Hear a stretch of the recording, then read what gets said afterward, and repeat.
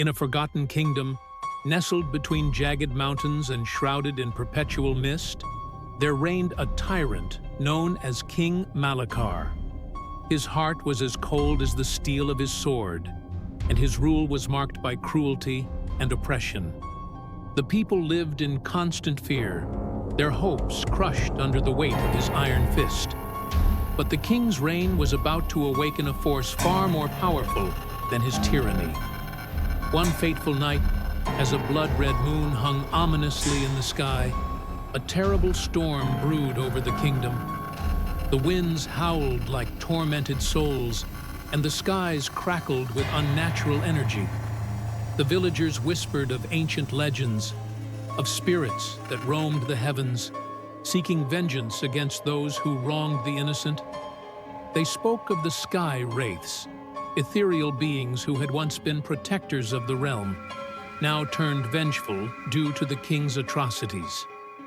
As the storm raged, King Malakar sat in his opulent throne room, dismissing the villagers' fears as mere superstition.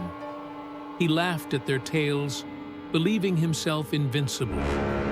But as the clock struck midnight, a deafening roar echoed through the castle, shaking its very foundations.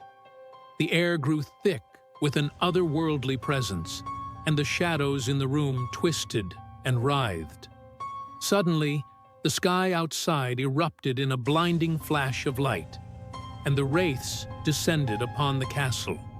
They were cloaked in swirling clouds, their faces obscured, but their eyes glowed with a fierce, haunting light. The air was filled with a chilling wail, a sound that pierced the hearts of all who heard it. The spirits had come to reclaim their kingdom. King Malakar, now trembling with fear, drew his sword and faced the spectral beings. "You dare challenge me?" he bellowed, his voice quaking. But the wraiths were unfazed.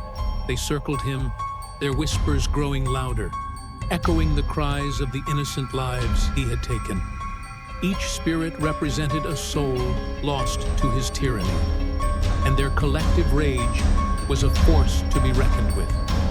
As the wraiths closed in, they unleashed a torrent of memories upon the king.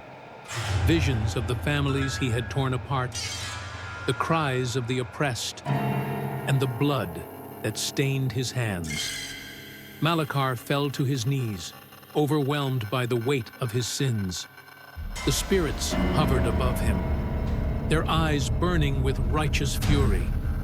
"You have sown despair," one of the wraiths intoned, its voice a haunting melody. "Now you shall reap the consequences." With a wave of their ethereal hands, they summoned a tempest that engulfed the castle.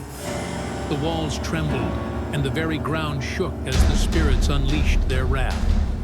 The castle began to crumble, stones falling like rain, and the once mighty king found himself trapped in a whirlwind of chaos. The wraiths, fueled by the pain he had inflicted, transformed the storm into a vortex of despair, dragging Malakar into the depths of his own nightmares. He screamed as he was pulled into the sky, surrounded by the very souls he had wronged, their faces twisted in anguish. As dawn broke, the storm subsided, leaving behind a desolate castle in ruins. The villagers emerged from their hiding places, witnessing the aftermath of the king's downfall. The skies cleared, revealing a brilliant blue, and the air felt lighter, as if a great weight had been lifted.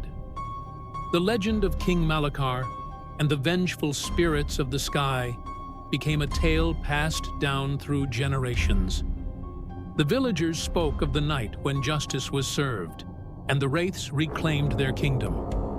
They learned to honor the spirits, leaving offerings at the edge of the forest, ensuring that the skies would remain peaceful and that the memory of the fallen would never be forgotten.